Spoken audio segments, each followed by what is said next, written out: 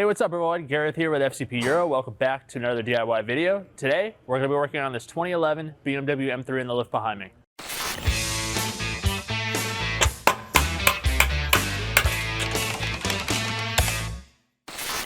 Today, we're going to be replacing the valve cover gaskets for both the left and right cylinder bank on this M3.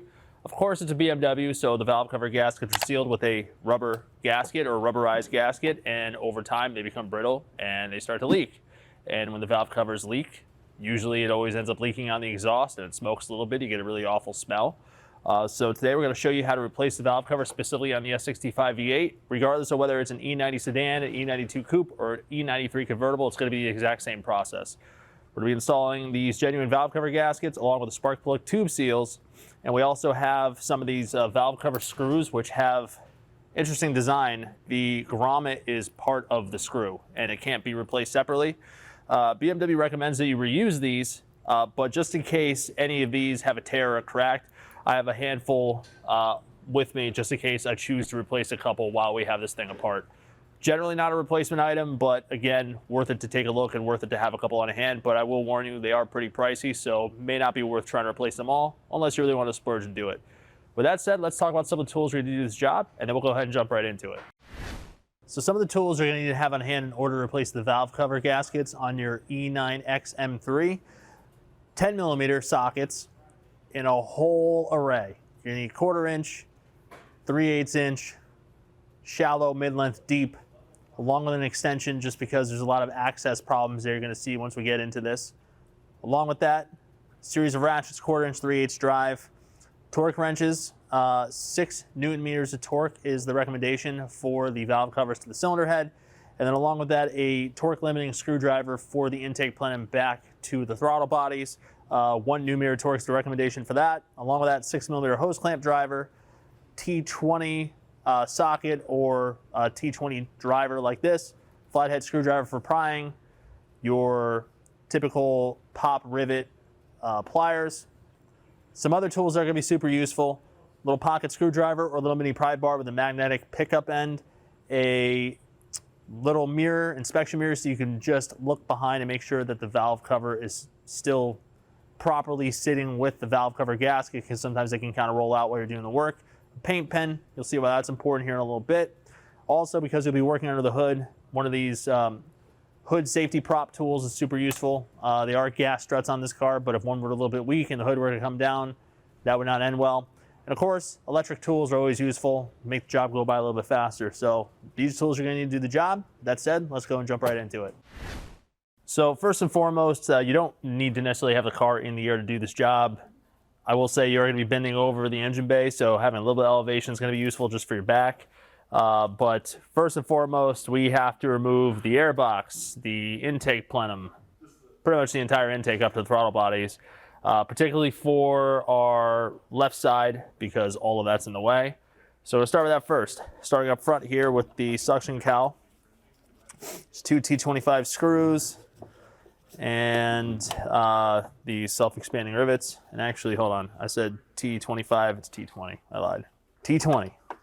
Look at this, this is a better time. Castrol TWS Motorsport SAE 10W60. Can't even get that anymore. Now it's twin power turbo for your naturally aspirated M car.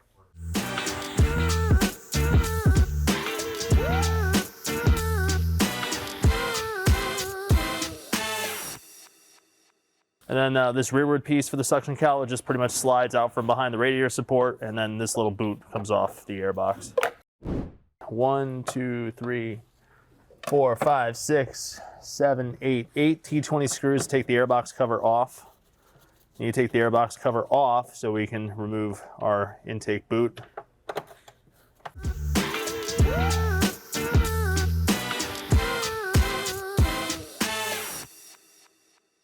Now from here, we have the secondary air pump suction hose. It's just clean air to the secondary air pump at the back.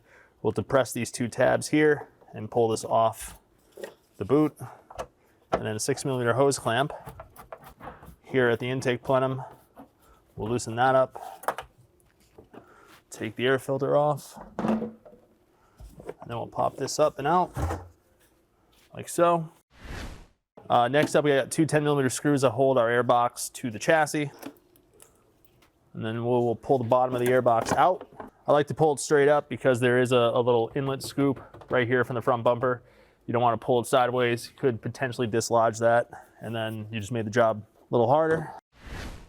And again, well, that technically will be dislodged if it's already loose from something else. So just be aware of it. All right, so at this point, you're starting to see the valve covers, which is great, but what we need to do now is get our intake plenum off the engine. So we're gonna start here on the left side.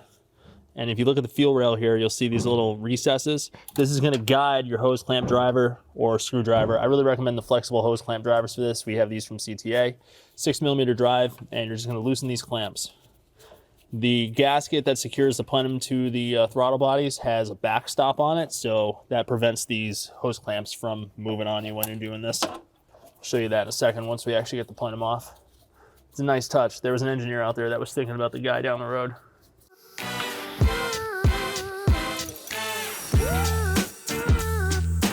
Now I will say the right side of the engine bay is a little bit tighter just because of the expansion tank and some of the AC lines, but still doable.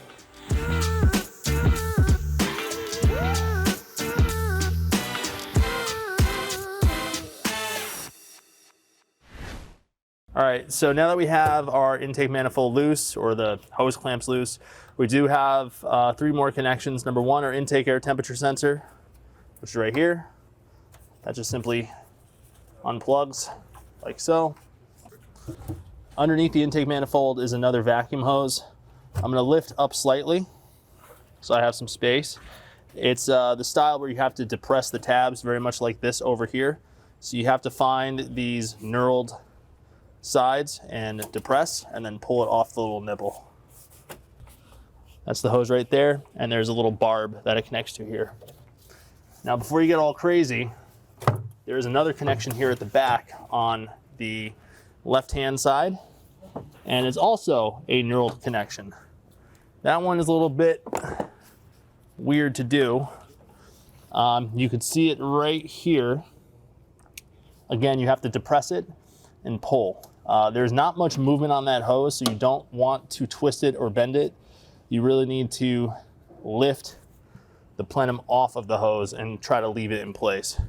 You're not gonna be able to see what I'm doing because I gotta get my hand in there, and there's really not that much room to work with as it is.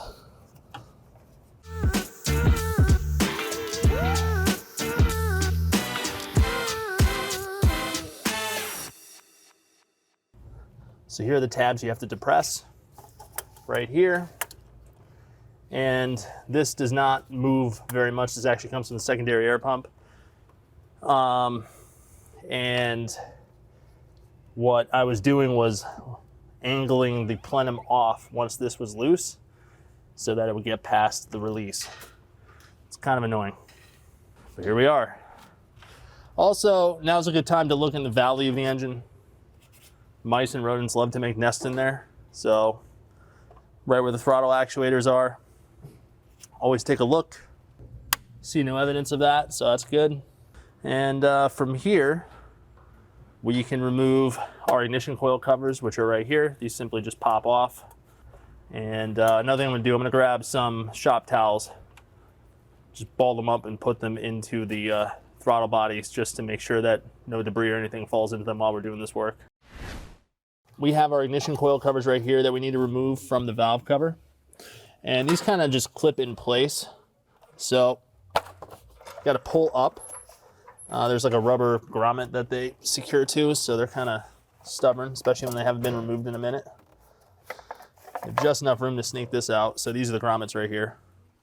You just have to pull up and it sits right there in the valve cover. I think it goes without saying that these are in fact side specific. They can only go on one way. See how much room we have to work with over here.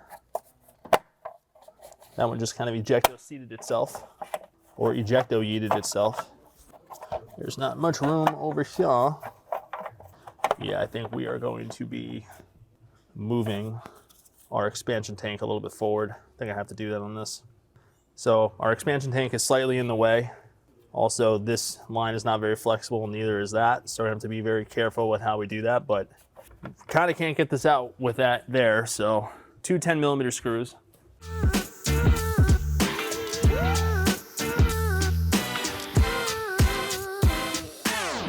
And they give you enough lead on the wiring, although I don't like the tension on our coolant level sensors, so I'm just gonna unplug that. So we'll have to remember at the end, plug our coolant level sensor in. Take the screws, just put them back here for now. Now look at all this room for activities. All right, so at this point, we're gonna go ahead and remove our ignition coils. We also need to disconnect our cam sensors. So cam sensors here in the front. We also have some grounds that connect to our valve cover as well. So at this point, we're just gonna focus on undoing all the electrical connections that will prevent us from removing the valve cover.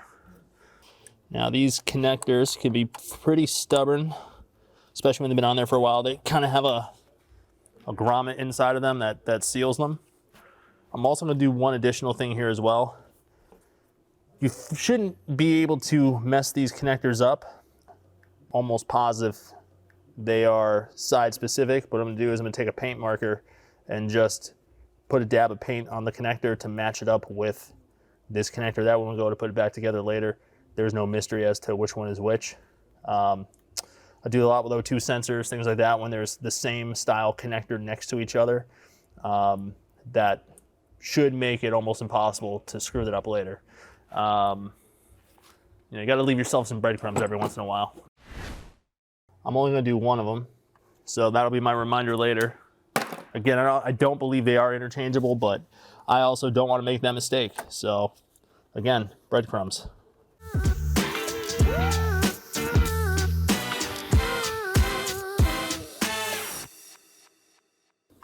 Yeah, that's a tight connector right there.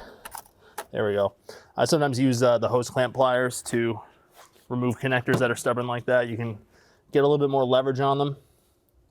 And I'm also just using a pocket screwdriver here to release the locking mechanism, as that one just eats out of there. Although I still think it's unlocked. I never want to pull on the wiring lead. I want to pull on the connector itself. So now we're going to move on to our ignition coils. Fortunately, these are a little bit easier.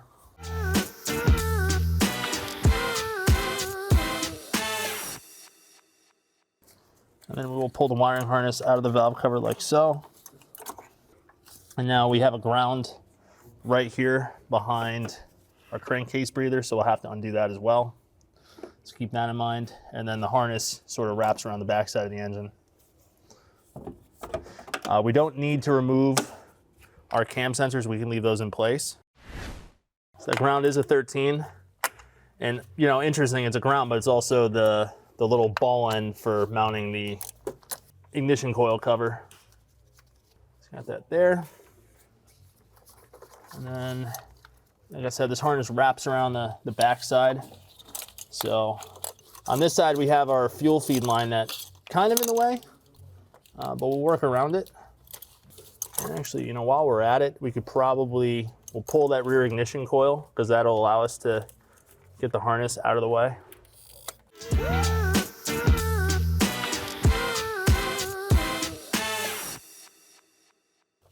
So these ignition coils are sealed with these grommets, and they're tight as frig.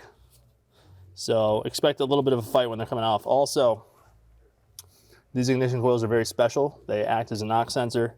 There is an ionic current detection system in this engine, which uses the spark plugs as a ignition quality sensor. I'll tell you right now, we always talk about OE options, things like that. These coils are made by Eldor for BMW.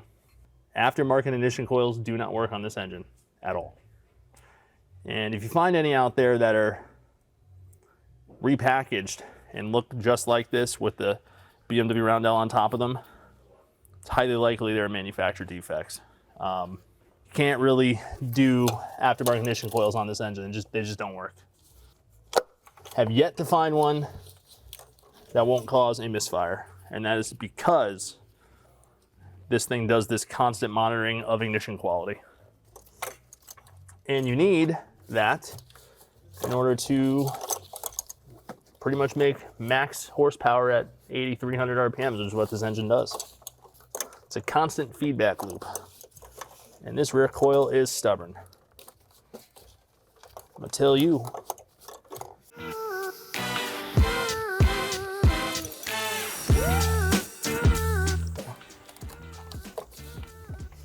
Yeah, that whole freaking grommet got twisted on it. That's why. We'll just move it back into position. Yeah, that grommet is basically watertight.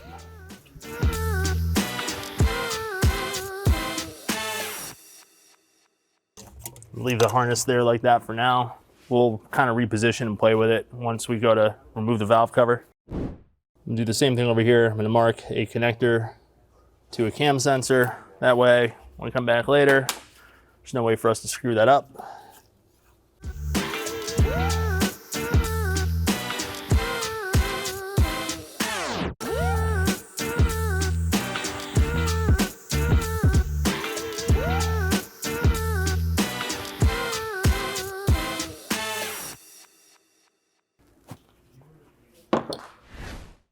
Now we can move our harness off to the side like so.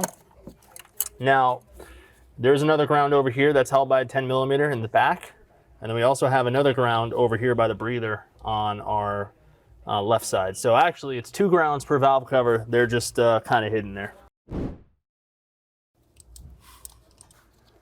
Now would be a really good time, by the way, to take a photo of where these go, because these are studs built into the valve cover screw. So these are unique compared to the others. And taking a photo as a reference is always a good way to remember how something looked before you were in there. And then our other sneaky ground is over here.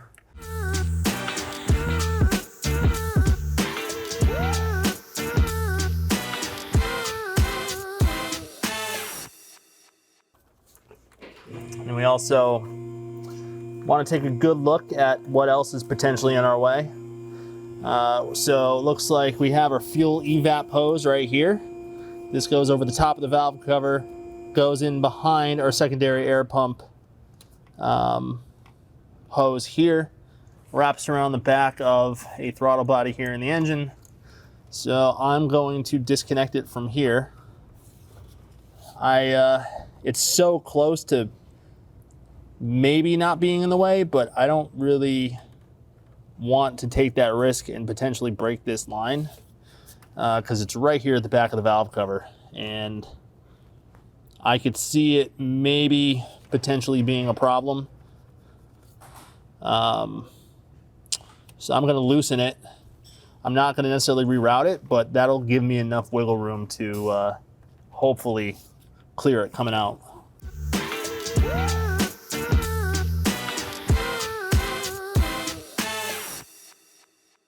So that's going to at least give us some kind of wiggle room, and I feel better with that loose than trying to force my hand when it comes time to take this off.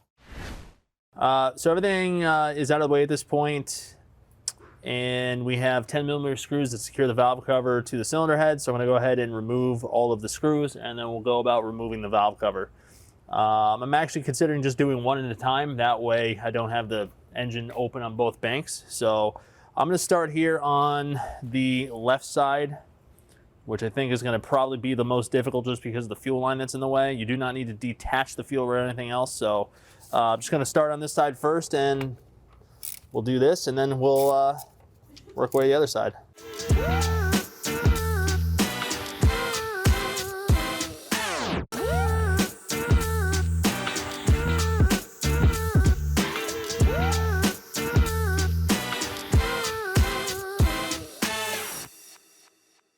So the one screw that's in the back of the valve cover, you pretty much have to break it loose, and once it's loose, use the socket to spin it the rest of the way by hand. There's just no room between the fuel feed line and everything else, so it's a manual process.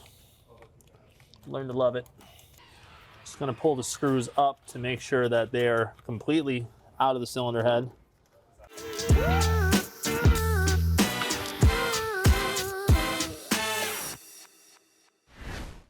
So I'm gonna just come here at the corner. I'm gonna take a flathead screwdriver and I'm gonna rotate it like that. And so just to get some movement on the valve cover without impacting the mating surface.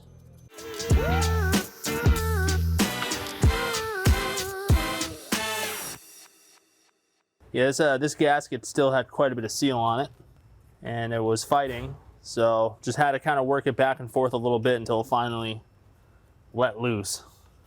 But you might have a difficulty with that, and there's not really a good pry point. I tried to just kind of keep it in this corner as much as possible. And now we have to maneuver this assembly from this very tight space.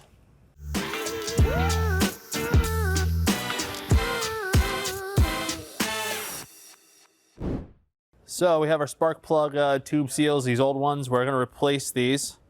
They just pretty much pop right out. Just wiggle them back and forth. Some of them may be a little bit more stubborn than others, like that one was. And we'll peel the old valve cover gasket out. These are side specific. Oh, that one's holding on for dear life.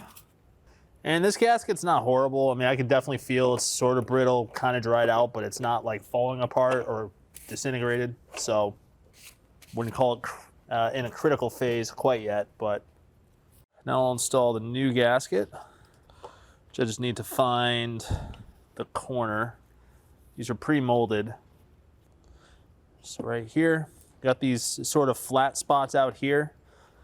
Kind of gives you an indicator, a visual indicator of where it needs to go. Another thing too, the little sleeves that are with the hardware, as I'm pushing the new valve cover gasket into the valve cover, I'm also pushing those sleeves back down because that'll help hold the valve cover gasket in place.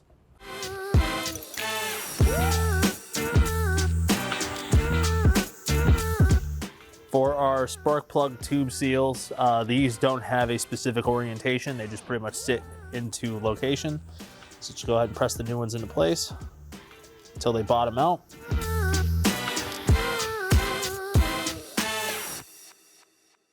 I already cleaned the valve cover as well, so any of the oil that was on there has been cleaned off. Also took a look at all of the sealing grommets. They all look to be in good shape, so I'm not going to be replacing any of the hardware on this one. Like I said, it's not necessarily a mandatory requirement, but it's good to have a couple of pieces on hand just in case you do need to do it. And unfortunately, those grommets are not available separately, so you have to buy it with the screws, which are kind of cost prohibitive. With that said, we're ready to install the valve cover, so let's get to it. So right here at the front of our engine is our Vanos actuator cover, and you'll see that there's a little line here between the cylinder head and where these covers go. You do need to use a little bit of sealant on that, so we're going to be using Corteco Evo 300, which is a black silicone sealant, and that is going to be our schmoo of the day.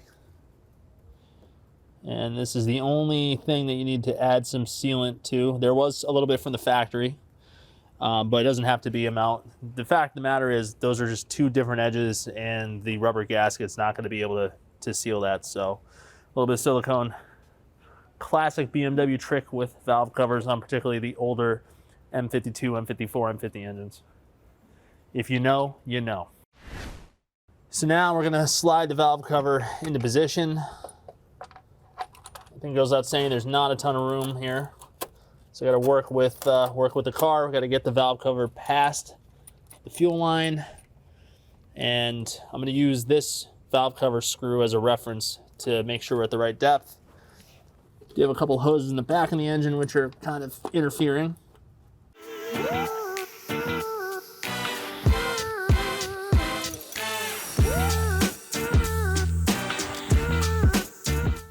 So we got this into position. Spark plug tube's finally lined up. I'm actually going to add just a little bit of extra sealant here. Kind of dry it a little bit.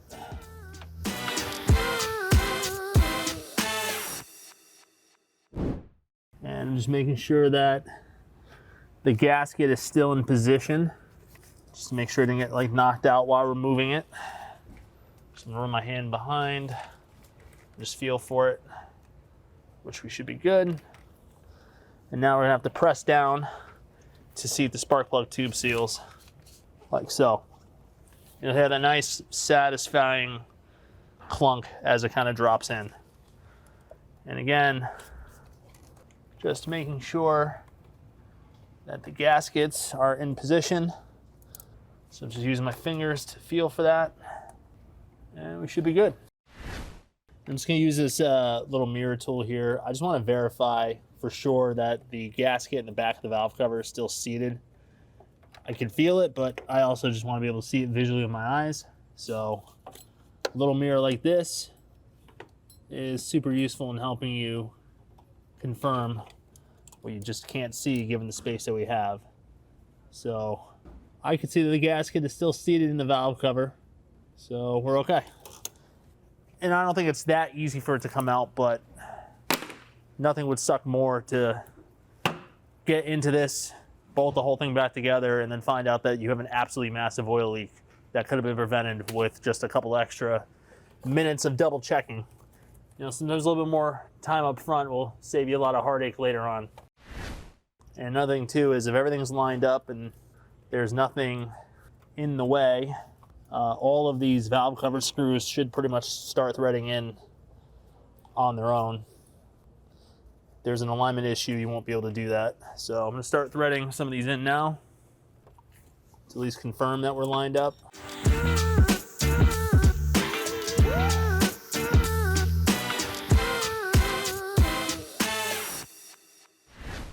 Yeah, these bolts in the back of the cylinder head are, for being honest, you're never going to be able to get a torque wrench on any of this stuff here. So this is do it by hand and use your head. These are 10 millimeter drive, which is M6 threads, so 10 newton meters of torque, which is not much.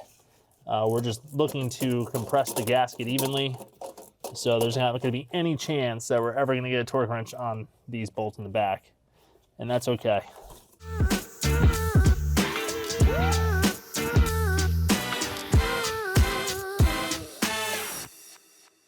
So right now I'm just using a 1/4 inch ratchet to bottom out all of these screws. That's going to prevent me from over tightening it. And then once I have the valve cover evenly seated and the gasket compressed, I can then put a torque wrench on a couple of these. I will, just to be consistent, but like I said, these in the back, there's just no chance.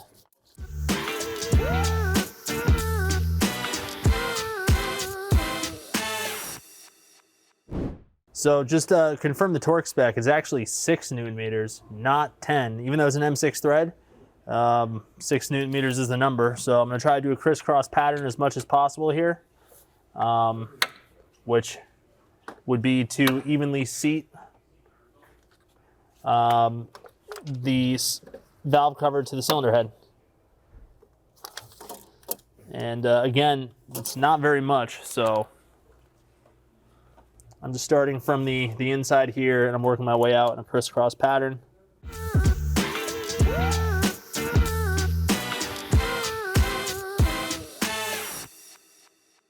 And this last screw in the back, just can't get on it with the torque wrench, and there's not enough room to even get it to engage, so I'm just going to tighten it by hand with this 1/4 inch ratchet, which that's tight. And I'm just going to try one of these up here that I know is the same. Yep, that's it. It's a very light torque spec.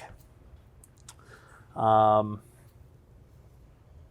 the rubber gasket is the thing is being compressed, and that is what makes the seal. So a whopping 6 newton meters of torque. And I'm just double checking to make sure that these feel consistent, which they do. That's on the lower end reading of that mechanical torque wrench, so just want to make sure that these all feel consistent, which they do so far.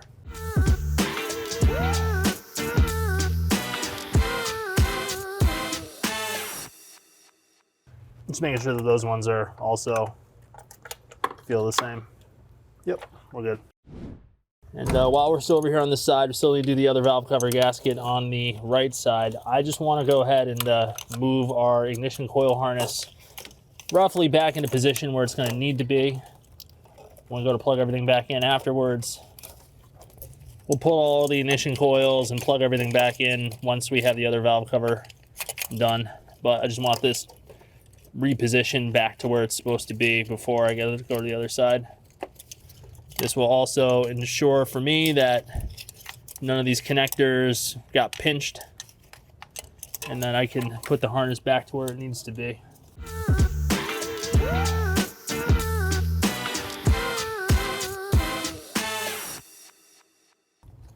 That's one grounding point there. That's the ball stud that secures the ignition coil cover. I just want to make sure that our harness is going to sit correctly the way that it was originally. Just taking some time right now to do that, because I would like to come back over here after I get the other side done and know that all of this is pretty much good to go.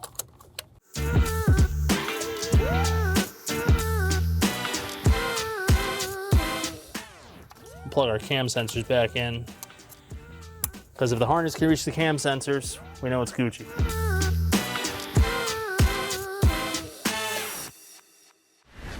So now that the valve cover is reinstalled on our left side, we're going to now do the valve cover on the right side. I wanted to make sure that the wiring harness could be repositioned the way that it's supposed to be before getting too involved on the other side and then forgetting some of the details. So now that I know that the harness can move into position and there's not snagged up on anything, now I can go ahead and focus completely on the opposite side. And the opposite side, we're gonna have different things to contend with. We have an AC pressure hose that's gonna be in the way. We also have the expansion tank that we need to move out of the way. So while space was a little bit constrained here on the left side because of the fuel feed line and the evap line, we're gonna have a slightly different situation over here on the right side. So let's see what we have to deal with over here.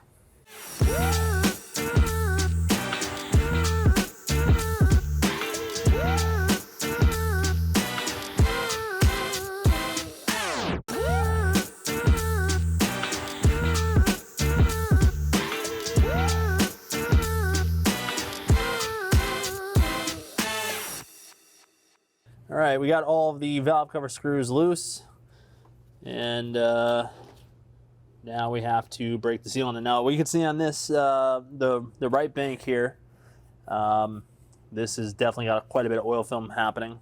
On the other side, it was more towards the front. On this side, it's more towards the high side, which is interesting. We'll see if any of it leaked onto the exhaust manifold heat shield. We're gonna come in with the gentlest of pry bars. Sounds absolutely awful when you're breaking this free. And for what it's worth, you know, the seals for the spark plug tube seals, you also have to fight those too, because they not only lock into the cylinder head in the spark plug recess, but they are also locked onto the valve cover. So the force that you feel when you're trying to get the valve cover loose is primarily from that. Obviously, the valve cover is not moving. You probably have a screw that's still tight somewhere. So it's always good to go around and make sure that those are all loose, but I'd say the spark plug tube seals are the thing that fight you the most on this job. Probably both installing and removing.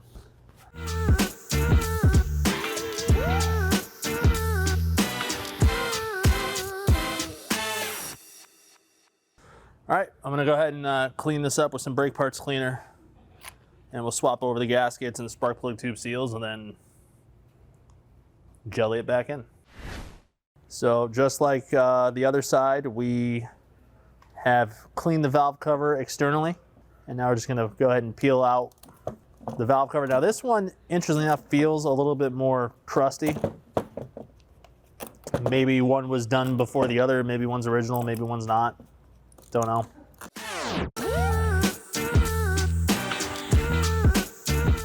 Drop in the new tube seals.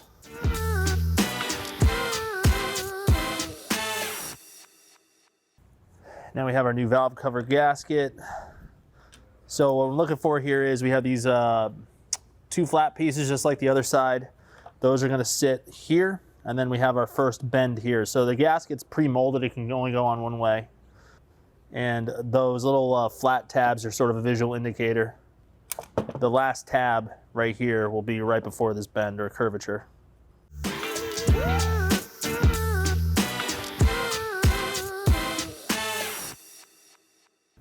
All right, now let's go ahead and jelly this back in the car. So now we have to slide the valve cover back in. Now mind you, we have the AC hose that's going to interfere with us a little bit. We've got to get the right angle, make sure that our spark plug tube seals stay locked in place. And then once the valve cover is positioned correctly, we can then go ahead and press down to seat the spark plug tubes in the cylinder head. Very much like on the other side, just we have to worry about different things over here. So, and you know, again, we want to make sure that the gasket does not fall out of the valve cover. It has that possibility to do so and get snagged on something. So you want to be aware of that as we're doing this.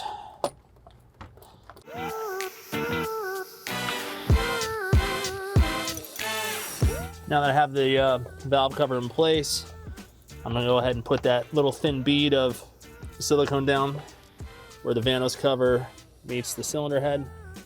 It's actually kind of easier to do it after, just to make sure that you don't smear it.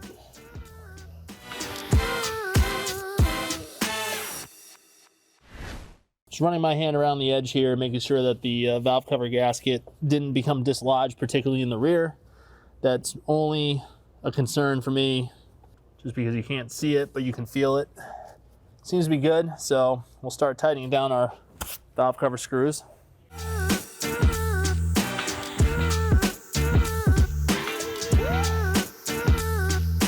So now we're going to go ahead and torque this valve cover to 6 Newton meters.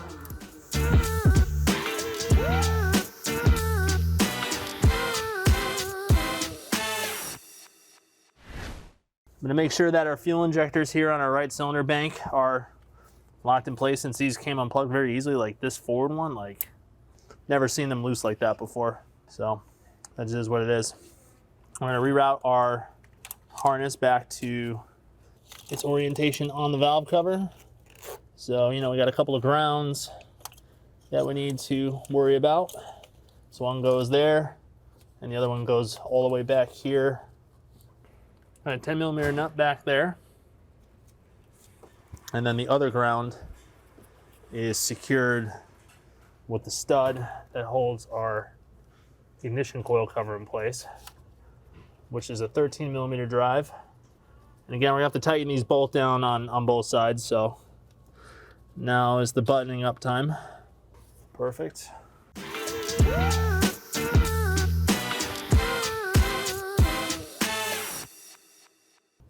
Again, orange paint mark to orange paint mark. Actually curious to see, can you plug these in backwards? Oh, you can.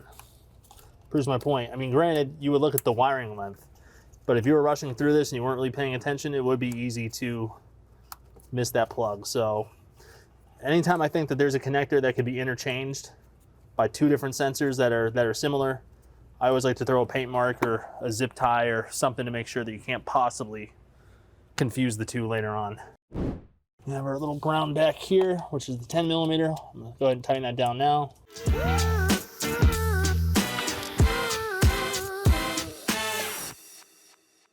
So if you look at the valve cover here, you see these little slots in the casting.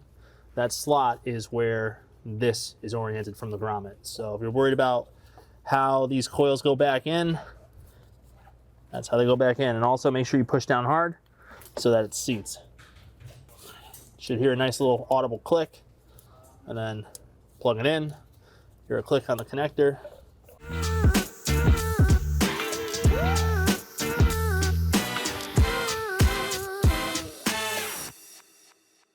All right, now is the time to make sure that everything is plugged in. Check our grounds. And that last ignition coil, you really got to force. It's not a lot of leverage, so just be aware of it. Because if it's not seated on the spark plug, you will undoubtedly have a misfire. So now we're going to go ahead and do the same thing over here on the left cylinder bank. We have one of our grounds in a slightly different place. Right up here in Never Never Land, very inconveniently located. We're going to go ahead and tighten our 13 millimeter down for one of the grounds, and that is the ball stud for the ignition coil cover. And then we're going to come in here with a 10 millimeter on an extension and get this other ground, which threads directly onto one of the valve cover nuts, which also happens to have a stud on it. So those are tight. If you do not hear the pop, don't assume that the ignition coil is grounded or is installed all the way.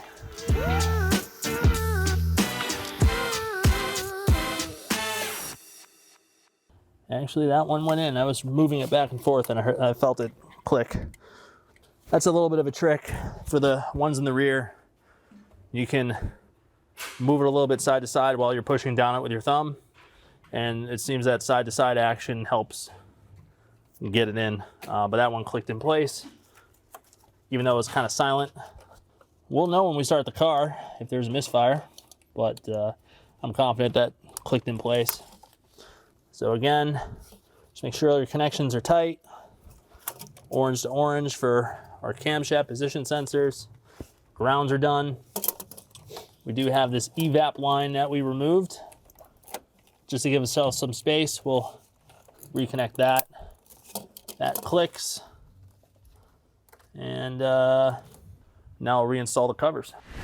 Slide our ignition coil cover back into place. Press it down on the grommets so that it locks in place. Push the fuel feed hose back into that securing retainer. That is what's different between the left bank and the right bank.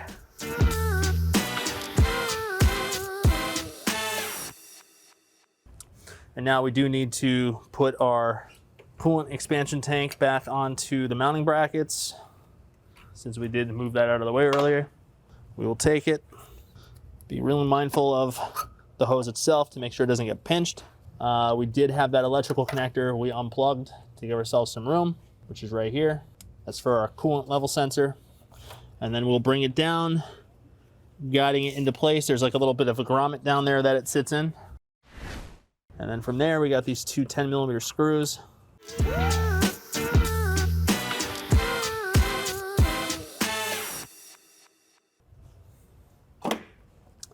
And then we'll reconnect our expansion tank line back onto these clips. That just gave us a little bit more room to work with.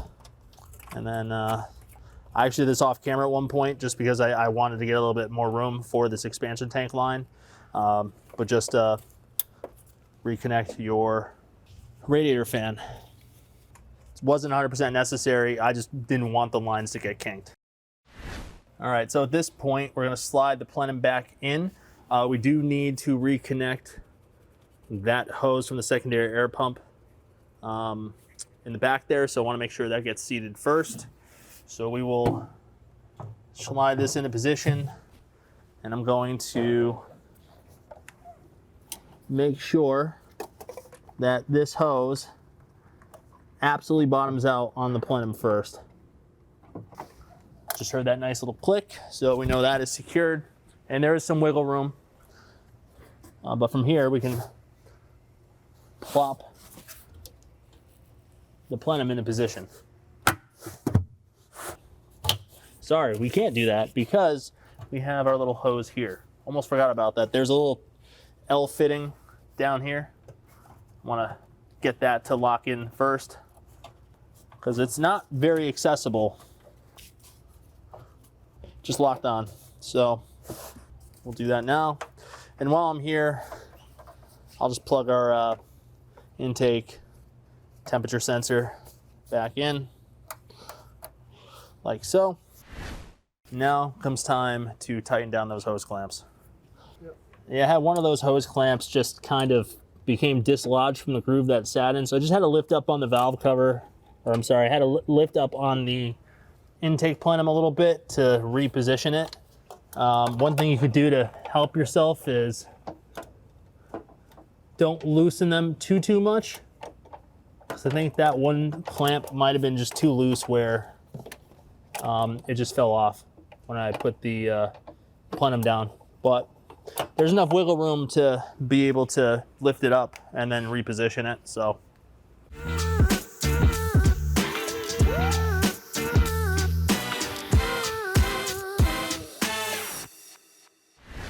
So I'm gonna go ahead and I'm sure somebody will look at this and be like, wow, what's he doing? We're torquing these clamps to 1 Newton meter. That's what this tool right here is for. We have it, we're using it. This ensures that we're not over tightening those clamps or potentially damaging the plenum.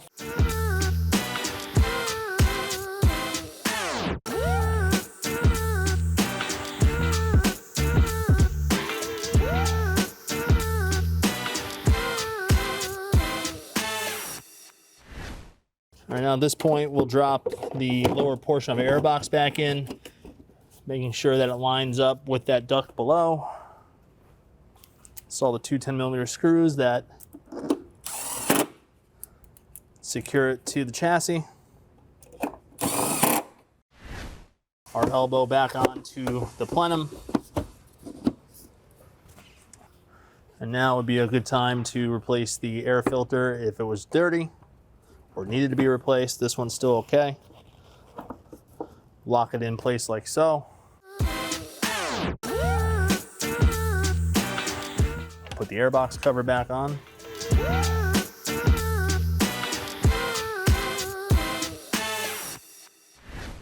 Take the rearward portion of the suction hood, slide it onto the airbox, and make sure it lines up in the holes on the radiator support. And then our front piece will sit right here. Pretty much just latches onto itself. We'll install the T20 screws first because that kind of pulls it together. And once I see it moving, I stop because I still need to put those rivets back in. Yep, so that's lined up. Take our rivets.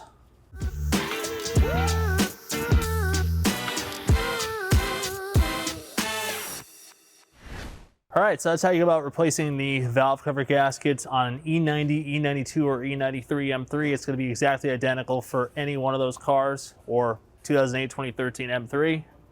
Fairly straightforward process. Obviously, taking the plenum off is its own thing, but if you own one of these cars and you plan to work on it, you should know how to do that anyway. Past that, really just want to make sure that when you're putting everything back together, make sure that the wiring harness for the ignition coils and the camshaft position sensor lines up the way that it should have from the factory. Make sure the grounds are resecured. Also make sure that the gasket does not fall out of the valve cover when you're putting it back in position. Past that, there's plenty of room to do it. Particularly on the right side, just take the expansion tank out of the way. On the left side, work with what you have on that side to make it as easy as possible. And overall, very straightforward process. If you own one of these cars or plan on owning one for a long time, the valve covers will eventually start leaking. That's an almost guarantee. So just prepare to do it, but you can be done with all straightforward hand tools. So hope you learned something in this video. If you have any questions or comments, leave in the comment box below. We'll definitely get back to you. If you like this video, hit the like button. And if you want to see more content like this, definitely make sure you hit subscribe. And with that said, we'll see you for the next one. Thanks for watching.